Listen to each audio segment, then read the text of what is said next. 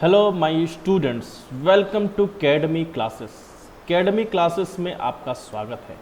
मैं आपका प्रवीण सर। आज मैं आपको इन्वायरमेंट रिलेटेड लॉज, पर्यावरण संबंधी कानून बताने वाला हूँ। आपको यदि ऑफलाइन पढ़ना है तो आप कोचिंग में विज़िट कर सकते हैं और यहाँ पे पढ़ सकते हैं, या फिर यदि आपको कोई डाउट होता है, कोई क्वेरी होती है तो आप मुझे कॉल भी कर सकते हैं और व्हाट्सएप भी कर सकते हैं। इसके अलावा यदि आप ऑनलाइन पढ़ना चाहते हैं तो यूट्यूब पे सारे कोर्सेज अवेलेबल हो रहे हैं, आप पढ़ सकते हैं। सारे ऑप्शंस आपके पास हैं। आज हमें इन्वायरमेंट रिलेटेड लॉज ये पढ़ना है। अब हमारा जो कोर्स है, आपको पता है कि मूल विधि हमारी ये 4th क्लास है। मूल विधि हमारी ये 4th क्लास है। 3 क्लासेस हमारे हो चुके हैं। आईपीसी और सीआरपीसी के बीच में डिफरेंस, उसके बीच में अंतर, आईपीसी के जितने इंपॉर्टेंट सेक्शन हैं, धाराएं हैं वो, सीआरपीसी की जितनी धाराएं हैं वो, इतना हमने कर लिया। अब ये हमारा पर्यावरण पे चल रहा है। आगे जितनी भी मूल विधि है सारा का सारा कंप्लीट होगा, तो आप निश्चिंत रहिए। अब हम स्टार्ट करते हैं अपने टॉपिक पे। देखिए, कुछ मेरे बारे में है, पढ़ना चाहते हैं तो पढ़ सकते हैं मेरे बारे में, और आगे चलते हैं। यदि आप ये जो डॉक्यूमेंट है जो मैं आपको पढ़ा रहा हूँ, यदि आपको ये चाहिए तो आपको ये टेलीग्राम ज्वाइन करना पड़ेगा। आप ये टेलीग्राम ज्वाइन कर लीजिए, आपको सारे के सारा डॉक्यूमेंट्स वहाँ पे मिल जाएगा। इसके अलावा यदि आप पब्लिकेशन के, एकेडमी पब्लिकेशन के बुक्स चाहते हैं तो वो आप इस लिंक पे जाके आप कर सकते हैं। प्लस मेरे से आप कनेक्ट हो सकते हैं इस सोशल मीडियाज़ पे। खैर, अब हम आगे पढ़ते हैं और अपनी स्टार्ट करते हैं क्लासेस। देखिए, सबसे पहले मैं आपको बता दूँ कि ये जो पर्यावरण, ये जो इन्वायरमेंट है, पर्यावरण है, इससे रिलेटेड जो कानून है, जो लॉ है, सबसे पहले हमारा जो कॉन्स्टिट्यूशन है, हमारा जो संविधान है, वो क्या कहता है हमारे पर्यावरण के ऊपर, हमारे इन्वायरमेंट के ऊपर। हमें कुछ बेसिक चीज़ें समझनी होगी, उसके बाद हम स्टार्ट करेंगे पर्यावरण पे। देखिए, सबसे इम्पॉर्टेंट पूरे कॉन्स्टिट्यूशन का जो सबसे इम्पॉर्टेंट आर्टिकल है वो आर्टिकल 21 है। आपको जैसे कि पता है कि आर्टिकल 21 राइट टू लाइफ की बात करता है, जीने के अधिकार की बात करता है। अब राइट टू लाइफ, सिर्फ और सिर्फ राइट टू लाइफ इतना नहीं कि right to life and personal liberty, ये सिर्फ और सिर्फ आप तक सीमित नहीं है। सुप्रीम कोर्ट ने इसका बहुत ही ज़्यादा इंटरप्रिटेशन किया है, और इसमें सिर्फ और सिर्फ लाइफ से रिलेटेड ही लिमिटेड नहीं है। इसमें कई सारी चीज़ें हैं जो लाइफ में आ जाती हैं, इंक्लूड हो जाती हैं। फॉर एग्जाम्पल, जैसे कि right to decent life, corruption free environment. इसी तरीके से एक और इंटरप्रिटेशन सुप्रीम कोर्ट ने किया है, उसे है right to clean and human environment. इसका मतलब ये है कि यदि आपके पास right to clean and human environment नहीं है तो आप सुप्रीम कोर्ट में जा सकते हैं और ये इन्फोर्सेबल होगा। सुप्रीम कोर्ट आपको न्याय देगी। आपको पता है कि फंडामेंटल राइट इन्फोर्सेबल है, जस्टिसिएबल है। कहाँ ये? आर्टिकल 32 के तहत सुप्रीम कोर्ट आपको न्याय देगी, और आर्टिकल 226 के तहत हाई कोर्ट आपको न्याय देगी, जस्टिस देगी। तो उसी तरीके से आर्टिकल 21 में अगर इसके प्रोविजंस का वायलेशन होगा, राइट टू स्लीप ये भी आर्टिकल 21 में आता है, right to corruption free environment ये भी आर्टिकल 21 में आता है। तो आर्टिकल 21 का इंटरप्रिटेशन सुप्रीम कोर्ट ने बहुत ज़्यादा किया है, जिसमें से एक ये भी है right to clean and human environment. ये चीज़ आपको समझना होगा। तो यदि क्वेश्चन पूछता है कि आर्टिकल 21 में क्या इन्वायरमेंट का जिक्र है, तो हाँ है। आर्टिकल 38 में भी जिक्र है। ये आपको पता है, ये डीपीएसपी में है, directive principle of state policy, राज्य के नीति निर्देशक तत्व। अब देखिए, इसमें राज्य को, स्टेट को एक सोशल ऑर्डर, एक सामाजिक व्यवस्था बनाए रखना है लोगों के कल्याण के लिए, ठीक है, जिसमें ये भी है कि लोगों को एक अनपॉल्यूटेड और क्लीन इन्वायरमेंट का एक फैसिलिटी दिया जाए। यानी कि यह राज्य की जिम्मेदारी है, यह स्टेट की जिम्मेदारी है, यह सरकार की जिम्मेदारी है कि उसकी जनता को अनपॉल्यूटेड और क्लीन इन्वायरमेंट मिले। यह आर्टिकल 38 में मेंशन्ड है। इतना आपको पता है कि आर्टिकल 21 हो गया, आर्टिकल 38 हो गया, ठीक है। अब article 48 capital A, article 48 capital A, इसमें भी कहता है कि state shall endeavour to protect and improve the environment and safeguard forest and wild life of the country. यानी कि ये स्टेट की जिम्मेदारी है, ये सरकार की जिम्मेदारी है कि वह इन्वायरमेंट को इम्प्रूव करे, प्लस वहाँ की जो वाइल्ड लाइफ है, जो फॉरेस्ट है, उसे बचाए, उसका संरक्षण करे। तो ये आर्टिकल 48 कैपिटल ए में दिया है। प्लस ये जो फंडामेंटल ड्यूटीज़ है, फंडामेंटल ड्यूटीज़, मौलिक कर्तव्य, इसमें भी आर्टिकल 51 कैपिटल ए जी में मेंशन्ड है ये कॉन्स्टिट्यूशन के, कि यह सिटीजन्स की जिम्मेदारी, आपको याद रखना है कि आपको याद करने का तरीका ये रहेगा कि 48 कैपिटल ए यह स्टेट की जिम्मेदारी है, स्टेट के लिए डायरेक्टिव है कि स्टेट को ये काम करना चाहिए, प्लस ये सिटीजन्स के लिए भी ड्यूटी है, उनकी रिस्पॉन्सिबिलिटी है कि उनकी जिम्मेदारी है कि वह नेचर इन्वायरमेंट को प्रोटेक्ट करें, उसे इम्प्रूव करें, फॉरेस्ट को, वाइल्ड लाइफ को, और उनका एक कंपैशन हो लिविंग क्रिएचर्स की तरफ। तो ये आपकी जिम्मेदारी भी है, सरकार की ड्यूटी भी है, जो 48 में मेंशन्ड है, 38 में मेंशन्ड है, और सिटीजन्स की जो जिम्मेदारी है वो 51 कैपिटल ए जी में मेंशन्ड है।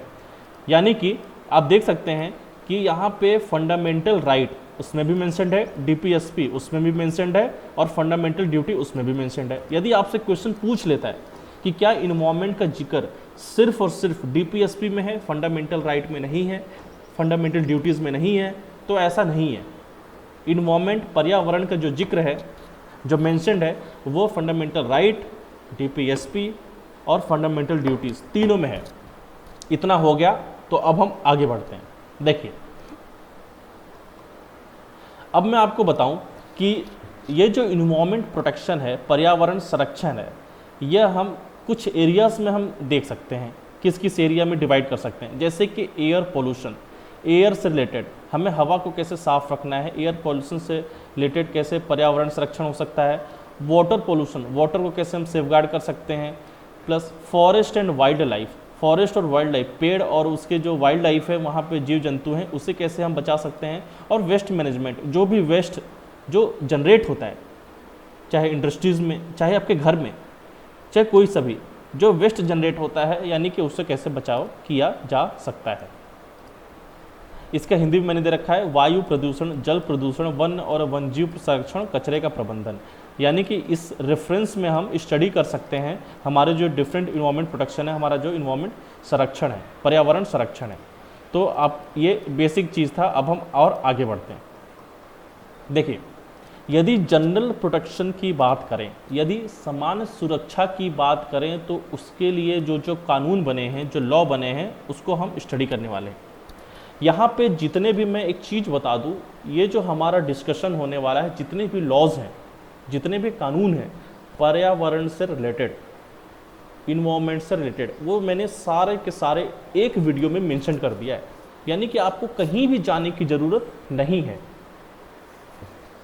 अब यदि हम जनरल प्रोटेक्शन की बात करें, सामान्य संरक्षण की बात करें, सुरक्षा की बात करें, तो सबसे इन्वायरमेंट में सबसे इम्पॉर्टेंट जो लॉ है, जो कानून है, उसका नाम है इन्वायरमेंट प्रोटेक्शन एक्ट 1986। याद रखिएगा, इन्वायरमेंट प्रोटेक्शन एक्ट 1986, पर्यावरण संरक्षण अधिनियम 1986। ये सबसे इम्पॉर्टेंट कानून है। इसे इन्फोर्स कौन करता है? इसे इन्फोर्स करती है, लागू कराती है सेंट्रल पोल्यूशन कंट्रोल बोर्ड।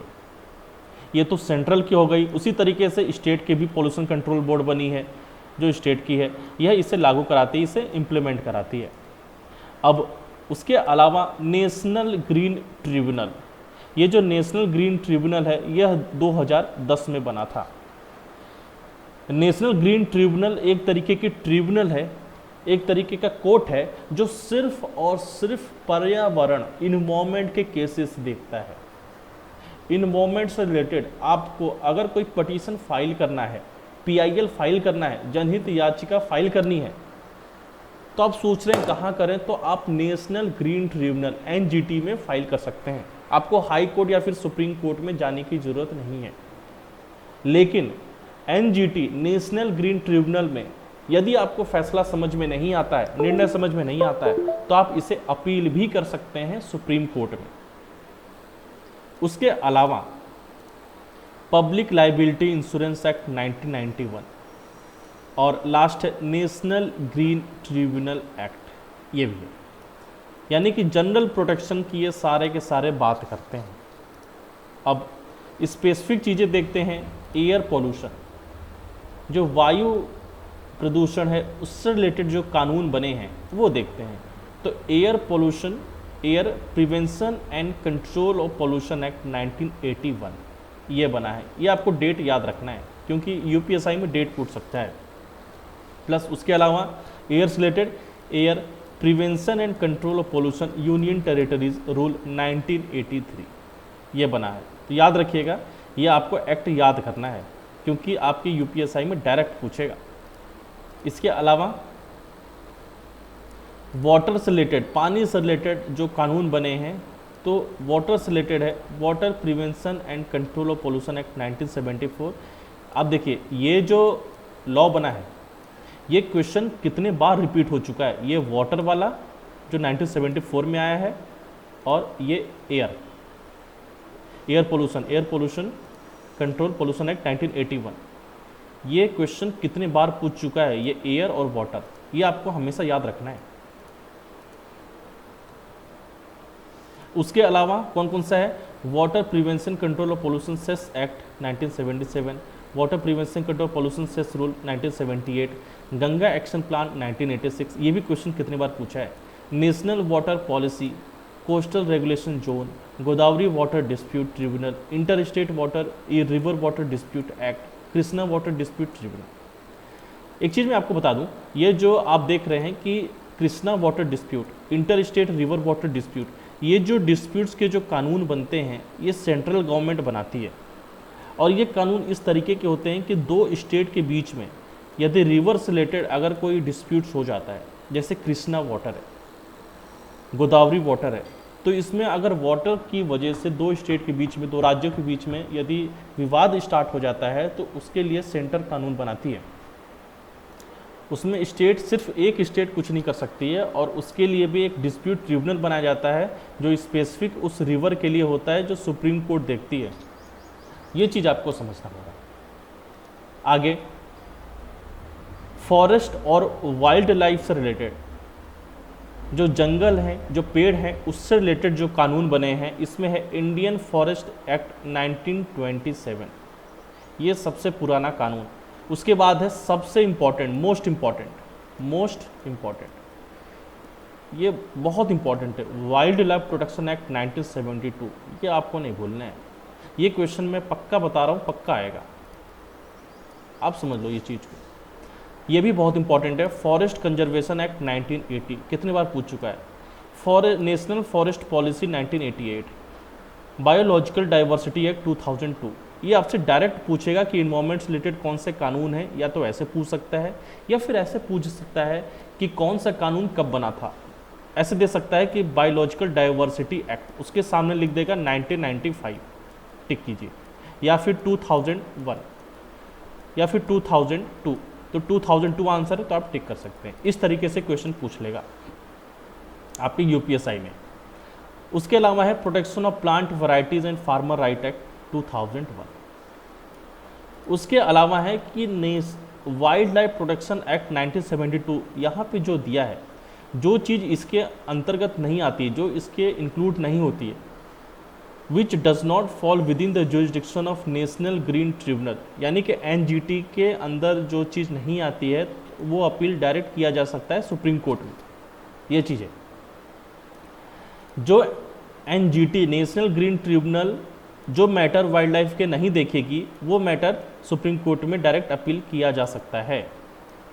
उसके अलावा है prevention of cruelty to animal act 1960, ये भी एक लॉ है। और लास्ट है कैंपा बिल। ये जो कैंपा बिल है, ये जो कैंपा एक्ट है, कैंपा एक्ट बन चुका है वैसे, कैंपा है कंपनसेटरी जो फॉरेस्ट के लिए होता है। जैसे फॉर एग्जांपल मैं आपको ये समझा देता हूँ, और कुछ जो इंपॉर्टेंट चीज़ें मैं समझा भी दूंगा बाद में। देखिए, यदि मान लीजिए कोई प्रोजेक्ट लगता है, रिलायंस का कोई प्रोजेक्ट लगता है, तो उस प्रोजेक्ट में जितने पेड़ काटे जाते हैं उसकी एक वैल्यूएशन किया जाएगा। उस वैल्यूएशन के आधार पे उतना पैसा वो जो प्रोजेक्ट वाले हैं, रिलायंस वाले हैं, पैसा जमा करा देंगे। उसे कहते हैं कंपनसेटरी अफॉरेस्टेशन। या तो उतना पैसा जमा करा दें, या फिर जितने पेड़ काटे गए हैं उतने ही कहीं और पे ऐसे पेड़ लगा दिए जाएं। तो ये कैंपा बिल बनाया गया था इससे रिलेटेड। अब आगे बढ़ते हैं, ये तो हमारा जनरल हो गया। प्लस वेस्ट मैनेजमेंट, जो वेस्ट मैनेजमेंट से रिलेटेड जो कानून बना है वो है batteries management and handling rules 2001, recycled plastic manufacture and usable rules 1999, Basel convention on control of transboundary movement on hazardous waste and their disposal. एक चीज़ मैं आपको और बता दूं, ये जो कन्वेंशंस हैं, प्रोटोकॉल्स हैं, इसका एक सेपरेट वीडियो होगा जो मैं आपको बताऊंगा। और कन्वेंशंस, प्रोटोकॉल और ट्रीटी, ये सारी चीज़ें मैं आपको बताऊंगा। इसके अलावा hazardous waste management handling amendment rules 2003, उसके अलावा construction and demolition waste management rule 2016। तो ये सारे हैं। इसके अलावा अब कुछ स्पेसिफिक लॉ, कानून जो इम्पॉर्टेंट हैं, जो हमें पता होना चाहिए, वो भी हम पढ़ लेते हैं। देखिए, इंडियन फॉरेस्ट एक्ट 1927, इसके बारे में हमें पढ़ना है। इंडियन फॉरेस्ट एक्ट 1927, ये आपको डेट याद होगा। ये इंडियन फॉरेस्ट एक्ट 1927 कब कमेंस हुआ, कब शुरू हुआ, कब स्टार्ट हुआ? तो 21 सितंबर 1927 को ये स्टार्ट हुआ था, यानी कि हमारे देश में लागू हुआ है। इसका एम क्या था? इंडियन फॉरेस्ट एक्ट 1927 का इसका एम था कि जो फॉरेस्ट प्रोड्यूस है, यानी कि फॉरेस्ट से, फॉरेस्ट जो पेड़ से निकलता है, चाहे उसके लीव्स निकलें, चाहे उसके जो लकड़ी है वो निकले, मतलब उसके जो फॉरेस्ट के जो प्रोड्यूस हैं, पेड़ से जो भी कुछ निकलता है, चाहे उसके पेड़, चाहे उसकी लकड़ियाँ, कुछ भी निकले, उसको रेगुलेट करना है और उसको एक डिग्री ऑफ प्रोटेक्शन प्रोवाइड करना है, उसको एक संरक्षण देना है। तो संरक्षण एक 3 लेवल पे दिया जाता है। किसी फॉरेस्ट को रिजर्व फॉरेस्ट कहा जाता है, किसी फॉरेस्ट को प्रोटेक्टेड फॉरेस्ट है, और कुछ फॉरेस्ट को विलेज फॉरेस्ट किया गया है। रिजर्व फॉरेस्ट में कुछ फॉरेस्ट प्रोड्यूस को मूवमेंट किया जा सकता है, यानी कि वहाँ पे गांव वाले जाके वहाँ पे पेड़ काट सकते हैं या फिर उनके लीव्स ले सकते हैं। कुछ प्रोटेक्टेड फॉरेस्ट हैं जिसका इस तरीके से प्रोटेक्शन है कि वहाँ पे बिल्कुल प्रोटेक्शन है, वहाँ कोई जा नहीं सकता है, और वहाँ पे यदि जाएंगे तो किसी से परमिशन लेना पड़ेगा। और कुछ है विलेज फॉरेस्ट है, यानी कि विलेज, वहाँ की जो ग्राम सभा है उसके बिना परमिशन के बिना वहाँ पे कोई भी पेड़ काटा नहीं जा सकता है। तो ये है इंडियन फॉरेस्ट एक्ट 1927। ठीक है, आगे देखते हैं। नेक्स्ट हमारा जो लॉ है वो है फॉरेस्ट कंजर्वेशन एक्ट 1980, 1980 का जो फॉरेस्ट कंजर्वेशन एक्ट है उसको देखना है। तो यह लागू हुआ था, यह बना था 25 अक्टूबर 1980 को, यह बना था, राष्ट्रपति जी ने इसे साइन किया था। ठीक है, इसका एम क्या था? तो इसका एम था for providing a higher level of protection to forest and to regulate diversion of forest land for non forestry purpose.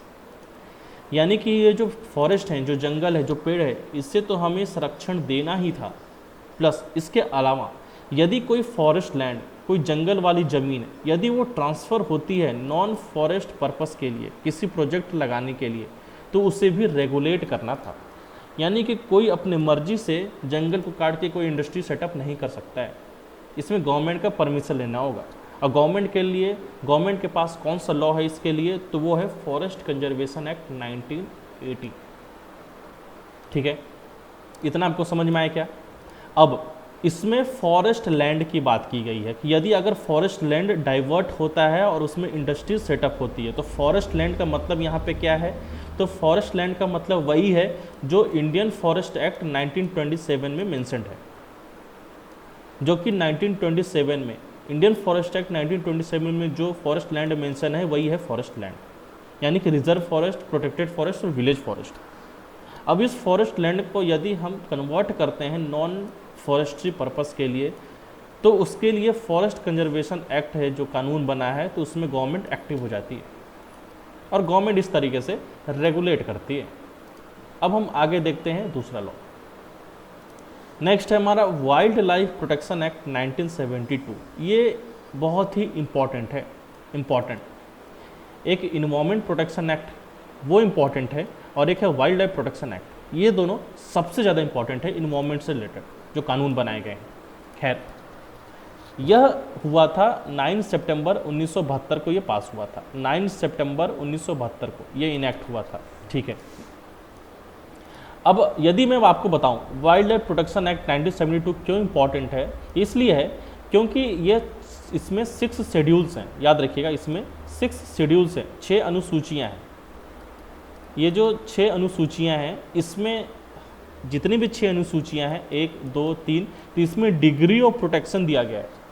जैसे कि पहली अनुसूची, दूसरी अनुसूची, तो इस तरीके से जितनी भी शेड्यूल्स बनाए गए हैं, जितनी भी अनुसूचियाँ बनाई गई हैं, उसमें डिग्री ऑफ प्रोटेक्शन है। यानी कि पहली अनुसूची में सबसे ज़्यादा प्रोटेक्शन, दूसरी अनुसूची में थोड़ा सा लेस प्रोटेक्शन, तीसरे में थोड़ा सा और कम प्रोटेक्शन। यानी कि इस तरीके से जो डिग्री ऑफ प्रोटेक्शन है वो डाला गया है। और प्रोटेक्शन किस बेसिस पे है? तो प्रोटेक्शन जो सबसे वल्नरेबल है, सबसे थ्रेट में है, जो अम्ब्रेला स्पीसीज हैं, उसको इस तरीके से शेड्यूल्स में डाले गए हैं। अब आप देख सकते हैं कि इसमें टोटल 6 शेड्यूल्स हैं जिनके डिग्री ऑफ प्रोटेक्शन वेरी कर रहे हैं। Schedule first and part second of schedule second provides absolute protection. यानी कि शेड्यूल फर्स्ट और शेड्यूल सेकेंड्स का जो सेकेंड पार्ट है उससे एब्सोल्यूट प्रोटेक्शन दिया गया है। उसका किलिंग बिल्कुल ही प्रोहिबिटेड है। जो किलिंग करेगा उसको पेनल्टी भरनी पड़ेगी, उसे जेल भी हो सकता है और इसे अपराध माना गया है। जो एनिमल शेड्यूल फर्स्ट में मेंशन्ड है, जो एनिमल शेड्यूल सेकेंड के पार्ट सेकेंड में मेंशन्ड है, उसके लिए एब्सोल्यूट प्रोटेक्शन है। जैसे कि टाइगर हो गए, लायन हो गए, ये शेड्यूल फर्स्ट में मेंशन्ड है, जो वल्नरेबल हैं। Species listed in schedule third fourth are also protected. जो स्पीसीज शेड्यूल थर्ड में मेंशन्ड है, जो स्पीसीज शेड्यूल फोर्थ में मेंशन्ड है, उससे भी प्रोटेक्शन दिया गया है। लेकिन जो पेनाल्टी है वो शेड्यूल फर्स्ट और शेड्यूल सेकेंड से थोड़ा कम है। इतना आपको समझ में आया? ठीक है। अब एनिमल्स अंडर शेड्यूल 5, जो भी जानवर शेड्यूल 5 में मेंशन्ड है, जैसे कि कौवा हो गया और फ्रूट बैट हो गए, रैट्स हो गए, चूहे हो गए, ये जो हैं चमगादड़ हो गए, तो इसका अगर वो कॉमन पीपल के लिए, यदि जनता के लिए अगर वो थ्रेट हो जाए तो उन्हें कंसीडर किया जा सकता है वर्मिन और उससे मारा जा सकता है, मे बी हंटेड फ्रीली। आपने देखा होगा नील गाय, ये जो नील गाय है कभी कभी वो हमारे खेती के लिए, एग्रीकल्चर के लिए, किसानों के लिए थ्रेट हो जाती है। क्यों? क्योंकि कई सारे फसल वो नुकसान कर देती है, तो उसे वर्मिन घोषित करके उसे हंटेड किया जा सकता है, उसे मारा जा सकता है। तो ये चीज़ है। लास्ट है शेड्यूल 6। शेड्यूल 6 भी जो स्पेसिफाइड एंडेमिक प्लांट है। मैं आपको बता दूं, एंडेमिक मतलब वो होता है जो स्पेसिफिक लोकेलिटी में होता है। यदि आपका घर X जगह है, आपका घर Y जगह है, तो यहाँ पे X में जो प्लांट है वो प्लांट सिर्फ और सिर्फ X में पाया जाता है। Y में जो प्लांट है वो सिर्फ और सिर्फ Y में पाया जाता है। यानी कि Y का जो प्लांट है वो कहीं और नहीं मिलेगा, उसे कहते हैं एंडेमिक। इसका मतलब ये है कि जो 6th में, शेड्यूल 6th में जो एंडेमिक प्लांट्स, याद रखिएगा प्लांट्स, यहाँ पे सारे के सारे स्पीसीज, एनिमल स्पीसीज की बात हो रही थी, यहाँ पे प्लांट्स की बात हो रही है। जो भी प्लांट एंडेमिक प्लांट शेड्यूल 6 में मेंशन्ड है वो भी प्रोहिबिटेड है। उसका कल्टिवेशन और प्लांटिंग अलाउड नहीं है, उसकी आप खेती नहीं कर सकते हैं, उसका फसल नहीं लगा सकते। तो आपको इतना समझ में आ गया कि वाइल्ड लाइफ प्रोटेक्शन एक्ट 1972 क्यों इंपॉर्टेंट है। क्योंकि ये एनिमल स्पीसीज और प्लांट स्पीसीज दोनों की प्रोटेक्शन करता है शेड्यूल्स में डाल के। और शेड्यूल्स में जैसे जैसे शेड्यूल्स हैं वैसे वैसे उसकी डिग्री ऑफ प्रोटेक्शन भी चेंज होते हैं। शेड्यूल फर्स्ट और सेकंड एब्सोल्यूट प्रोटेक्शन है, शेड्यूल थर्ड और फोर्थ उसमें पेनाल्टीज थोड़ा कम है, और शेड्यूल फिफ्थ में किलिंग की जा सकती है, और शेड्यूल 6 प्लांट स्पीसीज जो एंडेमिक प्लांट्स हैं वो डाले गए हैं। तो इतना आपको समझ में आ गया, ठीक है। अब देखते हैं biological diversity act 2002। Biological diversity act 2002 देखिए, वर्ल्ड ओवर इन्वायरमेंट से रिलेटेड कई सारे कन्वेंशंस हैं, कई सारे ट्रीटीज़ हैं, कई सारे प्रोटोकॉल हैं। तो उसमें कॉन्फ्रेंस ऑफ पार्टीज़, उसमें कॉप की मीटिंग होती है, उसमें कॉन्फ्रेंस ऑफ पार्टीज़ कॉप की मीटिंग होती है। कॉप कॉन्फ्रेंस ऑफ पार्टीज़ है, यानी कि कॉन्फ्रेंस होता है कई सारे पार्टीज़ का। पार्टीज़ मतलब स्टेट, कई सारे स्टेट का, स्टेट मतलब कंट्रीज़, कई सारे कंट्रीज़ का यहाँ पे कॉन्फ्रेंस होगा। यहाँ पे कई सारे लोग आके मिलेंगे, बातचीत करेंगे और एक सोल्यूशंस निकालेंगे। तो यहाँ पे कन्वेंशन ऑन बायोलॉजिकल डाइवर्सिटी पे एक कन्वेंशन हुआ था, एक कॉन्फ्रेंस ऑफ पार्टीज़ हुई थी, कॉप हुई थी, एक मीटिंग हुई थी। इस मीटिंग में ये निकाला गया था कि बायोलॉजिकल डाइवर्सिटी को भी हमें सेफगार्ड करना है। तो उसके लिए उसके लिए वहाँ पे एक लॉज बनाए गए थे, और उसको देखते हुए चूंकि इंडिया भी इसका पार्टी था, इस कन्वेंशन का पार्टी है, convention on biological diversity CBD का ये जो कन्वेंशन, ये जो कानून है, इसमें इंडिया ने साइन किया हुआ है, यानी कि इंडिया इसका पार्टी है। अब चूंकि इंडिया इसका पार्टी, इसलिए इंडिया के ऊपर भी एक ऑब्लिगेशन था कि एक लॉ बनाना है, इसलिए इंडिया में भी एक बायोलॉजिकल डाइवर्सिटी एक्ट 2002 बनाया गया। अब इसका काम क्या है? इसका काम है कि जितने भी एक्ट्स हैं बायोलॉजिकल डाइवर्सिटी से रिलेटेड, उसे ये चीज़ रेगुलेट करती है। फॉर एग्जांपल, मान लीजिए यदि कोई ट्रेडिशनल मेडिसिन, कोई आदिवासी ST, मान लीजिए कोई जनजाति के लोग हैं, STs हैं, उनके पास ट्रेडिशनल मेडिसिन के भंडार पड़े हुए हैं, वह मॉडर्न हॉस्पिटल में नहीं जाते हैं, वो अपने तरीके से इलाज करते हैं। और कभी ऐसा हो गया कि फॉरेन कंपनी इनके पास आई और इनके जो नो हाउ है, इसके जो ठीक करने का जो तरीका है, जो ट्रेडिशनल मेडिसिन है, उसका ये पेटेंट करा ली और अपने लगी बेचने, पैसे लगी कमाने, तो ये चीज़ अलाउड नहीं किया जाएगा। इसी चीज़ को रेगुलेट करने के लिए है बायोलॉजिकल डाइवर्सिटी एक्ट। इसके अलावा मान लीजिए बायोलॉजिकल डाइवर्सिटी से अगर कोई बेनिफिट आता है, अगर फॉरेन की कंपनी, मान लीजिए फाइजर कंपनी है और इंडिया में आके इन्वेस्टमेंट करती है, और इंडिया की जो ट्रेडिशनल बायोलॉजिकल जो डाइवर्सिटी है उससे अगर कोई प्रॉफिट कमाती है, तो उसकी जो शेयरिंग होगी वो बराबर होगी, यानी कि उसकी एक लाइबिलिटी है कि इंडिया को वो प्रोवाइड करे एज ए टेक्नोलॉजी या फिर एज ए जो भी कंपनसेशन है पैसे से, उससे। तो इस चीज़ को रेगुलेट करने के लिए बनाया गया था बायोलॉजिकल डाइवर्सिटी एक्ट 2002। तो it regulates the act of prohibited under the acts, ठीक है, इसको एक्ट्स को रेगुलेट करती है, ठीक है। ये गवर्नमेंट को एडवाइस करती है कि जो बायोडाइवर्सिटी है, बायोडाइवर्सिटी मतलब क्या होता है? बायोडाइवर्सिटी मतलब जो स्पीसीज़ है उनकी डाइवर्सिटी, उनके लाइफ को थ्रेट ना हो जाए, जो प्लांट की स्पीसीज़ है उनकी डाइवर्सिटी, जो प्लांट एनिमल साथ में रह रहे हैं उनकी डाइवर्सिटी, यानी कि सब साथ में रहें, तो इसकी डाइवर्सिटी को थ्रेट ना हो, इस पे एडवाइस करती है गवर्नमेंट को। प्लस इसके अलावा जो ट्रेडिशनल नॉलेज है, जैसे मैंने आपको बताया कि जो कई सारे जनजातीय लोग हैं उनके पास ट्रेडिशनल नॉलेज होते हैं, उनके राइट्स को भी प्रिवेंट करना, उनके राइट्स, उनके अधिकार को भी बचाना। तो ये सारी चीज़ें हैं। बायोलॉजिकल डाइवर्सिटी एक्ट आपको याद रखना है, 2002 में ये पास हुआ था, ठीक है। आगे बढ़ते हैं। अब इसके अलावा सबसे important, most important, I would say सबसे इम्पॉर्टेंट ये लॉ है इन्वायरमेंट प्रोटेक्शन एक्ट 1986। इसके बाद है wild life protection act. Environment protection act 1986 कब बनाया गया था? तो आपको पता है कि भोपाल गैस ट्रेजेडी हुई थी। भोपाल में गैस लीक हो गया था, मिथाइल आइसोसाइनेट। कब लीक हुआ था? 1984 में, जिसमें लगभग 50,000 लोग मारे गए थे। गवर्नमेंट का ऑफिशियल है 10,000, आप उससे 5 से मल्टीप्लाई कर दीजिए, यानी कि 50,000 लोग मारे गए थे। कितना बड़ा ट्रेजेडी था ये। यूनियन कार्बाइड की फैक्ट्री थी जिसमें मिथाइल आइसोसाइनेट लीक हो गया था, जिससे इतने सारे लोग मारे गए थे। उसके बाद यह कानून बनाया गया था इन्वायरमेंट प्रोटेक्शन एक्ट 1986 कि पर्यावरण का कैसे रक्षा किया जाए। अब इन्वायरमेंट प्रोटेक्शन एक्ट 1986 में 4 चैप्टर्स हैं, याद रखिएगा 4 चैप्टर्स हैं, कहीं पूछेगा नहीं, और 26 सेक्शंस हैं। 26 सेक्शंस हैं। ये जो इन्वायरमेंट प्रोटेक्शन एक्ट है, ये एक अम्ब्रेला कानून है, एक सबसे बड़ा कानून है जो कई सारे कानून को देखता है, कई सारे लॉज को देखता है।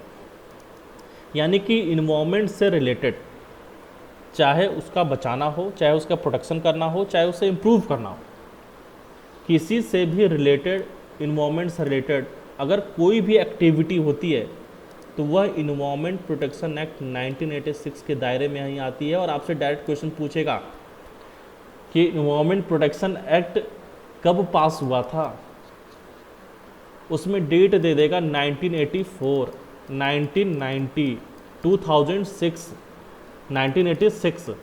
तो आपको पता होना चाहिए कि 1986 में इन्वायरमेंट प्रोटेक्शन एक्ट आया था, पर्यावरण संरक्षण अधिनियम 1986 आया था। तो यहाँ पे हमारा जितना भी इन्वायरमेंट रिलेटेड लॉज है, जितना भी पर्यावरण रिलेटेड जो कानून है वो हमने कंप्लीट कर दिया। प्लस इसके अलावा मैं आपको बता दूं कि नेक्स्ट क्लास में हमारा जो मूल विधि का क्लास होगा उसमें हम बेसिक जो इम्पोर्टेंट कन्वेंसन है, जो प्रोटोकॉल है, जो ट्रीटी है, जो समझौता है इन्वायरमेंट से रिलेटेड, जैसे कि आपने देखा था अभी CBD देखा था, कन्वेंशन ऑन बायोलॉजिकल डाइवर्सिटी, कई सारे हैं, कुछ डेजर्ट से रिलेटेड है, कोई कन्वेंशन बायोलॉजिकल डाइवर्सिटी से रिलेटेड है, बहुत सारे हैं, कोई स्पीसीज से रिलेटेड है। तो सारी चीज़ें हम पढ़ेंगे, इसे हम कंप्लीट कराएंगे। और इसके अलावा यदि आपको कोई बुक चाहिए एकेडमी पब्लिकेशन की, तो आप ऑनलाइन PDF डाउनलोड कर सकते हैं। और फिजिक्स की, केमिस्ट्री की, बायोलॉजी की, ऑलमोस्ट सभी सब्जेक्ट्स की GS में सारा कुछ अवेलेबल है। ये सारी बुक्स हैं जो आप डाउनलोड कर सकते हैं यहाँ पे। प्लस इसके अलावा आप ये भी कर सकते हैं कि अगर आपको सोशोलॉजी IAS की प्रिपरेशन के लिए सोशोलॉजी अगर पढ़ना है तो आप वो भी डाउनलोड कर सकते हैं। तो फ़िलहाल अभी हम क्लास को यहीं पे एंड करते हैं। यदि आपको कोई डाउट है तो आप मेरे से पूछ सकते हैं। और okay, thank you so much.